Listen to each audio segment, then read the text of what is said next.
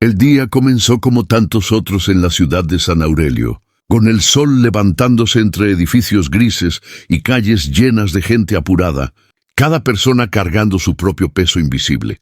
Para Daniel Rivas, aquel amanecer no era uno cualquiera, era el día de la entrevista más importante de su vida. Durante años había trabajado sin descanso, aceptando empleos temporales, turnos dobles y promesas vacías, todo con la esperanza de llegar a una oportunidad real. Aquella mañana llevaba puesto su único traje decente, planchado con cuidado la noche anterior, y en el bolsillo interior guardaba un currículum que había revisado tantas veces que casi podía recitarlo de memoria. El puesto al que aspiraba era en una de las empresas más influyentes del país, una corporación conocida por su poder, su riqueza y su frialdad.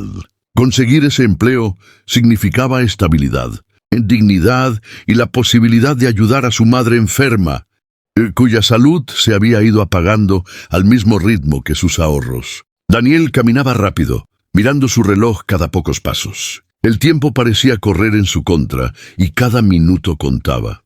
Fue entonces cuando la vio. Una joven estaba sentada en el borde de la acera, con la espalda apoyada contra una pared cubierta de anuncios viejos. Tenía la mirada perdida y las manos temblorosas. A su lado había una bolsa rota, de la que sobresalían algunos papeles y una botella de agua vacía. La mayoría de la gente pasaba sin detenerse, como si la joven fuera parte del paisaje urbano, invisible y silenciosa. Daniel también pasó de largo unos pasos, pero algo dentro de él se rebeló.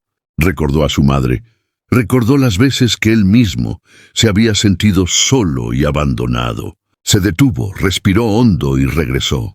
Le preguntó si estaba bien. La joven levantó la mirada lentamente, como si no esperara que nadie le hablara. Su voz era débil cuando respondió que se llamaba Lucía y que no se sentía bien. Había viajado a la ciudad buscando trabajo, pero le habían robado el bolso y no tenía dinero ni fuerzas para seguir. Daniel miró el reloj otra vez. Sabía que si se quedaba, probablemente llegaría tarde a la entrevista.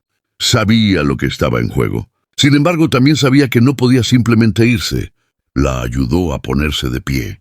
Le ofreció el poco dinero que llevaba y la acompañó hasta una cafetería cercana. Le compró algo de comer y escuchó su historia sin interrumpir, sin juzgar. Cada minuto que pasaba sentía cómo la ansiedad crecía, pero también sentía una extraña paz. Cuando finalmente se despidió, Lucía le agradeció con lágrimas en los ojos. Daniel salió corriendo hacia la empresa, pero el destino no fue amable.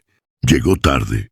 El guardia de seguridad lo miró con indiferencia y le dijo que las entrevistas habían terminado. No hubo explicación, no hubo excepción.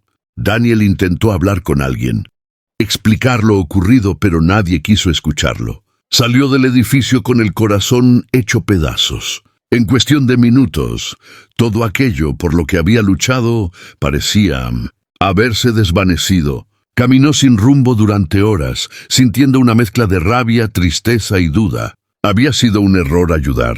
Había sacrificado su futuro por un acto de bondad que nadie valoraría. Esa noche, sentado en su pequeño apartamento, Daniel apenas pudo dormir. Pensaba en su madre, en las cuentas pendientes, en el rechazo silencioso de la empresa. La bondad, se dijo, parecía un lujo que los pobres no podían permitirse. Y sin embargo, cuando recordaba el rostro de Lucía al sentirse escuchada y ayudada, algo dentro de él se negaba a arrepentirse del todo. Los días siguientes fueron difíciles. Daniel recibió llamadas de acreedores y noticias médicas que no quería escuchar. La sensación de haber perdido su única oportunidad lo acompañaba como una sombra. Una semana después, cuando ya había aceptado que tendría que empezar de nuevo, recibió una llamada inesperada. Una voz formal le pidió que se presentara en la misma empresa donde había perdido la entrevista. Pensó que se trataba de una broma o de un error, pero algo en el tono serio de la llamada lo convenció de ir.